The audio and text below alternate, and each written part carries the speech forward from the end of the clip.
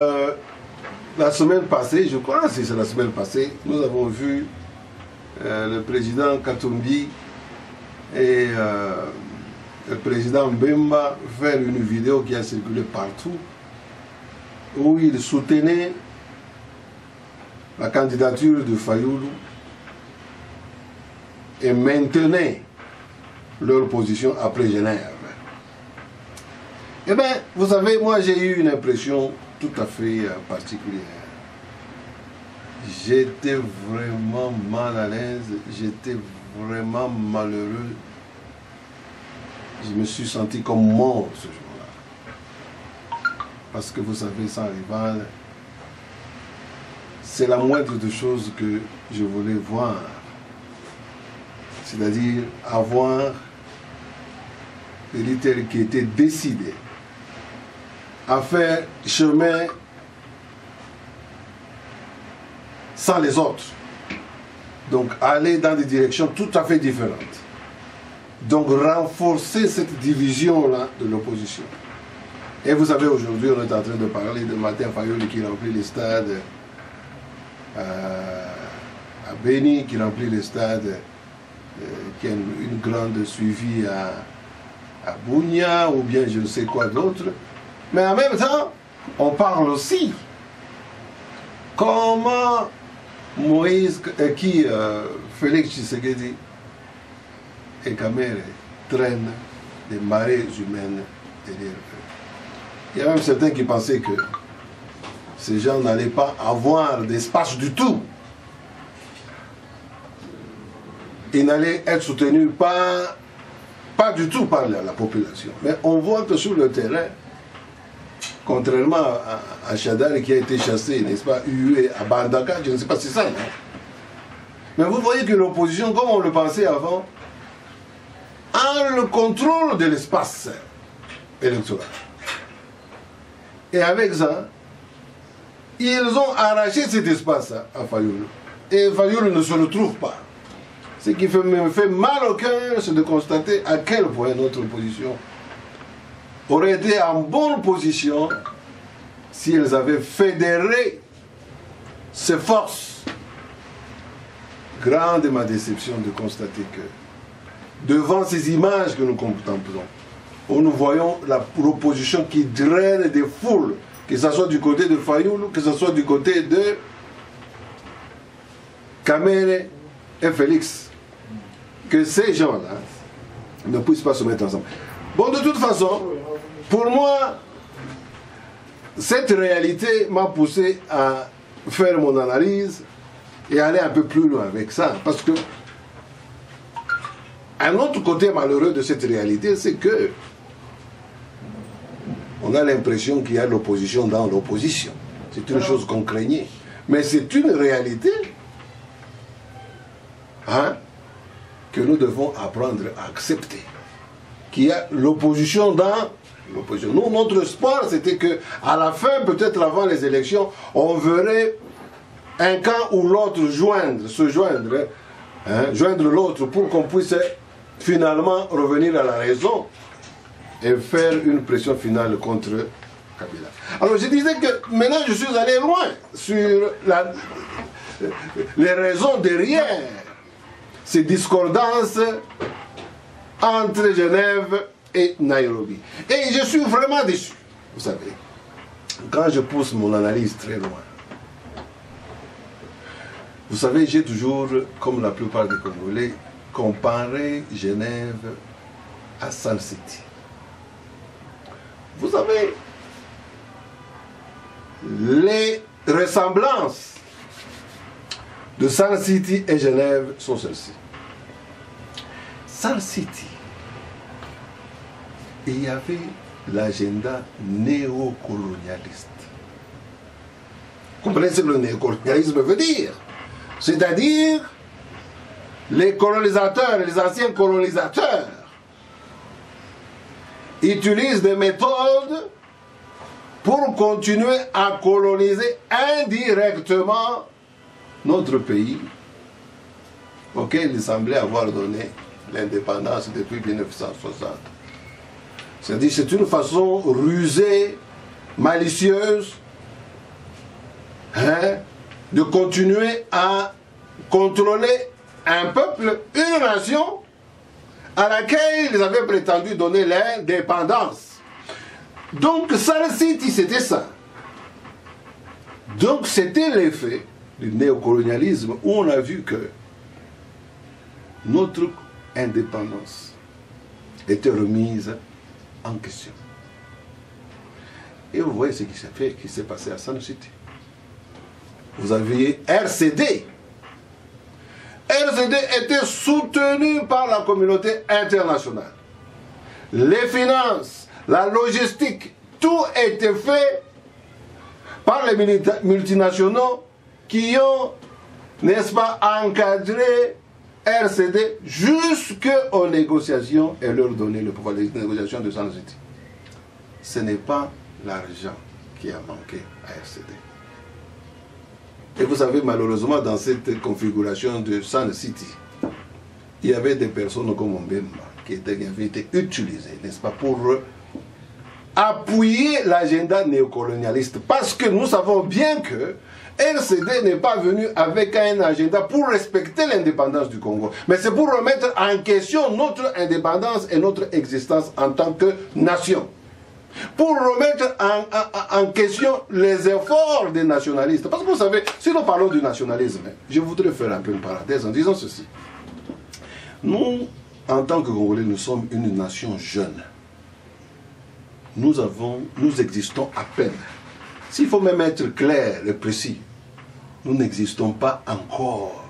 Si on doit nous comparer aux Français, aux Américains, ça ce sont des vieilles nations qui sont déjà consolidées et établies. Mais nous, notre nation est jeune, elle se recherche encore, elle doit encore renforcer son identité. Donc cette nation a besoin d'être renforcée. Elle existe à peine. Et nous avons besoin du nationalisme justement pour établir cette nation-là. Et vous voyez le complot contre le Congolais, c'est le Congo et la nation congolaise, c'est de lui empêcher justement à s'établir et à se renforcer en tant que nation. Et malheureusement, des forces extérieures et internes, des Congolais aussi, partisans ou comploteurs ou complices, ont toujours été utilisés. Il y a toujours eu des forces internes congolaises qui ont été utilisées. Et la façon, la méthode, c'était soit par la guerre, comme on l'a fait à Sun City, c'était le résultat d'une incursion militaire avec RCD qui a mené à Sun City. La différence avec le cas aujourd'hui, c'est que nous n'avons pas une incursion militaire, mais nous avons eu des manœuvres politiques pour amener aux négociations à Genève, où un camp se présente comme RCD dans le temps, et qui ont un agenda tout à fait néocolonialiste. Quand vous lisez les accords de Genève, vous allez voir qu'il y a des conditions là-bas qui font état, n'est-ce pas, des gens qui sont en position de force et ceux qui sont en position de faiblesse, ceux qui sont en position d'autorité et ceux qui sont en position sous l'autorité. Où on vous dit que si vous ne respectez pas cet accord, vous disparaissez en tant que politicien. Vous n'existerez plus. Mais écoutez, c'est ça la conséquence quand vous avez affaire à une option militaire. Ça veut dire que vous avez le choix de disparaître, sinon de joindre ceux qui sont en position de force, dans ce cas-là, qui aurait, n'est-ce pas, une option militaire. C'est ce que RCD a fait. Et j'ai l'impression que ceux qui se tramaient à Genève, c'était encore un groupe semblable à RCD. Parce que RCD n'est pas venu pour unir les Congolais, il est venu pour les diviser et permettre à ce qu'une portion des Congolais, une portion des gens qui sont même mélangés, des Congolais et des gens qui ne sont pas des Congolais, qu'ils puissent diriger dans l'intérêt, n'est-ce pas, des néocolonialistes. Ça arrive, tu voulais me poser une question. Oui, monsieur Bruno Katumba, juste un mot à propos de Moïse Katumbi, qui recevait des très bons témoignages de la part de son frère Félix Tshisekedi. Mais d'emblée, Moïse, l'équipe à la télévision, a dit que va voter na bango Félix, c'était, mais va voter ne Martin Fayoulou. Les amis d'hier, ennemis aujourd'hui. Sans rival, je veux intervenir directement en te disant ceci. Nous vivons ici en Afrique du Sud, nous avons connu des alliances. Je donne l'exemple entre l'ANC et SSIP, et Communist Party. Est-ce que vous pouvez vous imaginez que vous allez dans une négociation, d'abord vous savez ces négociations là-bas, j'ai dit que c'est un coup d'État encore, c'est encore un complot contre le Congo, parce que ces choses devaient se passer à Kinshasa. On n'avait aucune raison de le faire, ni en Afrique du Sud, de le faire, même à Genève. Peut-être on peut comprendre parce qu'il fallait accommoder Moïse Katumbi qui était à l'étranger, qui ne voulait pas être dans la gueule du loup en rentrant au Congo, parce que Kabila n'allait pas le permettre, ça. Mais néanmoins, que ces négociations aient lieu à Genève et à l'Afrique du Sud, c'était déjà un mauvais départ, parce que ça nous ramenait dans cette situation de danger. Alors je voulais donner l'exemple en Afrique du Sud en disant, vous avez quelqu'un comme un parti comme l'ANC, et puis avec le Communist Party. Le Communist Party dit que non, non, écoutez, nous soutenons l'ANC, ok? Et quand ils vont dans les négociations, ANC refuse, se retire des accords. Et vous savez, si vous êtes vraiment un allié, réel, véritable, donc vous êtes fidèle, vous respectez cette alliance, et vous avez compris l'importance de cette alliance, qu'est-ce que vous faites? En tout cas, dans le cas de l'ANC ici présent, je ne peux pas m'attendre à ce que SSIP qui a suivi ANC puisse aller un autre chemin dans une autre alliance, une nouvelle alliance, et abandonner l'alliance principale qu'il avait avec l'ANC. Moi, je crois que SSIP, en ce moment-là, s'il y a un désaccord, SSIP suivra l'ANC en consultation, ok? Avant qu'il ne make up his mind, avant qu'il ne puisse prendre une résolution finale. Mais la précipitation avec laquelle Moïse Katumbi, qui était mon président là-bas, a pris position, et maintenant va à l'encontre de cette alliance qu'on croyait être salutaire pour le pays, ça a vraiment fait réfléchir. Et pour moi, ça me ramène au cas de Sun City, ok, où vous avez des gens qui sont venus, mais dans leur agenda, ils n'avaient pas besoin d'avoir un front fort des Congolais et qui protégeait l'intérêt du peuple congolais et de la nation congolaise. Eh bien, nous avons les conséquences aujourd'hui de RCD qui est venu totalement avec un agenda néocolonialiste. Vous voyez? Et nous avons malheureusement, ça c'est mon impression, j'ai l'impression, c'est pourquoi j'ai eu mal, je ne pouvais pas dormir. Quand j'ai vu que Mbemba et Katumbi renforçaient leur position, ça m'a ramené en Sun City. Et ici j'ai identifié que malheureusement, il y avait une apparence d'alliance entre Félix et Moïse Katumbi. En réalité, ce sont des choses qui ne pouvaient jamais peut-être être mises ensemble, parce que l'un est pour un néocolonialisme, ok, et soutient c'est un agent de néocolonialisme, et l'autre est un agent du nationalisme. Deux opinions qui ne peuvent pas aller ensemble. Moi, je pensais que ces opinions, là-bas, à un moment donné, on pouvait faire un compromis entre les néocolonialistes et les nationalistes, parce que vous savez, nous avons besoin du nationalisme pour que le Congo puisse d'abord exister et s'établir. Le fait qu'on a gâché, et d'ailleurs la façon dont on l'a gâché, cette coalition, vous apprenez qu'il y a eu la ruse de la part de Fayoulou. Je regrette, mais il faut le dire. Fayoulou n'a pas respecté sa parole devant Félix. Et voilà un candidat qu'on a choisi et comme prétend qu'il représente toute l'opposition. Et vous savez, quand je vois Moïse Katumbi et Mbemba dire qu'à eux seuls, bon, avec le, c'est eux qui représentent l'opposition. Ça m'a fait mal au cœur, je suis troublé. Ça veut dire que même l'objectif principal qu'ils avaient avant, dans toute cette campagne à l'extérieur, cet objectif principal n'est plus important pour eux. C'est là où se trouve ma déception. C'est là où je vais plus loin en disant ceci.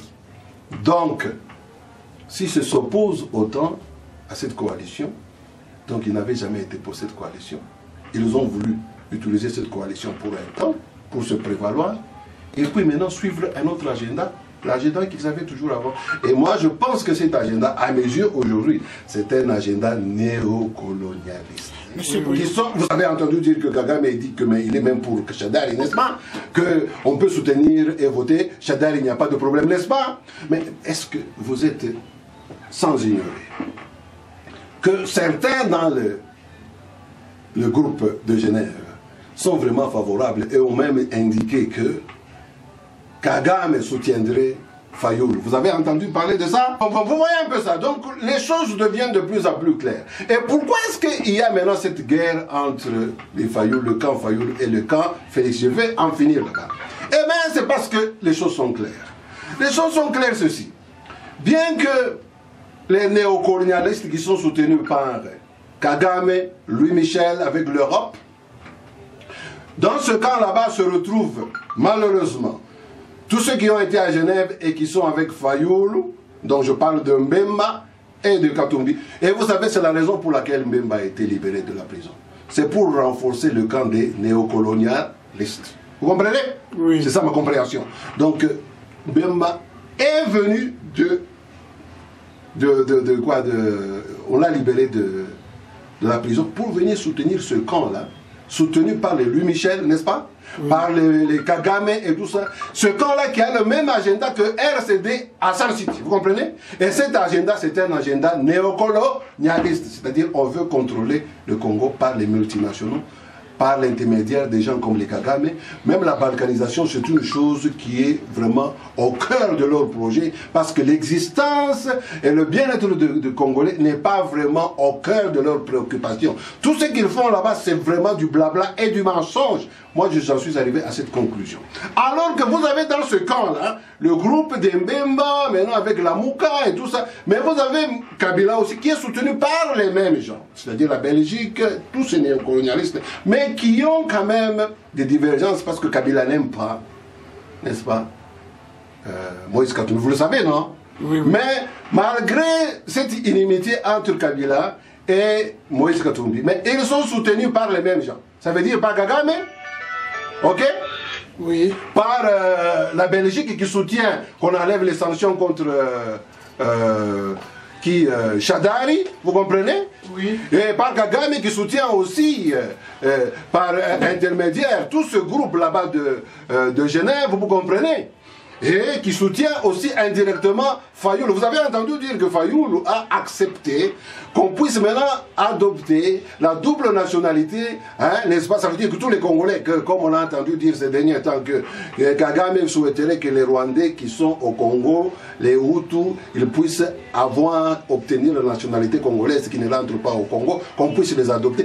Vous savez que maintenant, Fayoulou a accepté ce projet-là. Vous voyez que ce projet rentre dans l'agenda néocolonialiste soutenu par le groupe qui est même sympathique avec l'ancien RCD Goma, qui aujourd'hui est avec les Rouberois. Moi je crois que les Rouberois sont vraiment derrière le groupe de Genève, ils sont derrière les gens de la Mouka. Maintenant le problème ici c'est que Kabila, du tout, malgré qu'ils sont dans le même camp, Kabila n'aime pas Moïse. Vous comprenez? Mais ils appartiennent au même camp. Et maintenant le problème se pose où? C'est-à-dire que les États-Unis ne veulent pas de Kabila. Vous comprenez? Les États-Unis ne veulent pas de Kabila. Je pense même que les États-Unis ne veulent pas de Moïse Katumbi parce que les États-Unis ne veulent même pas de Kagame. C'est pourquoi Kagame fait tout pour essayer d'être réintroduit et accepté, n'est-ce pas, soutenu par l'Europe, la France et la Belgique. Ce qui est déjà le cas parce que la Belgique va déjà vite en besogne en cherchant la levée des sanctions contre Chadari et tout le monde. Vous voyez? Merci vraiment. Donc voilà. Et maintenant, comme les autres ici ont peur, ils se disent, mais écoutez, même si on est soutenu par l'Europe, la Belgique et tout ça, mais Kabila ne veut pas de moi, par exemple de Moïse. Maintenant, la peur qui est là, le fait que les États-Unis ne soutiennent pas non plus ce groupe de Kagame, de Moïse et de tous ces gens qui étaient à Genève. Les gens sont en train de penser que pour se sortir de ce gouffre, Kabila risque de négocier avec Félix et Kamere pour plaire aux Américains. Et se sortir de ce piège, parce que les Américains ne sont pas pour Kabila continuer le pouvoir. Voilà pourquoi, anticipativement, le groupe de la Mouka instigue des attaques contre Félix et Kamere qu'ils veulent diaboliser parce que la possibilité est que en cas de pression par les États-Unis, n'est-ce pas, Kabila risque de s'appuyer sur Félix Tshisekedi et Kamere. C'est plus probable que s'appuyer sur le groupe de Lamuka. Voilà la raison pour laquelle, à mon avis, avec mes analyses, nous assistons à cette diabolisation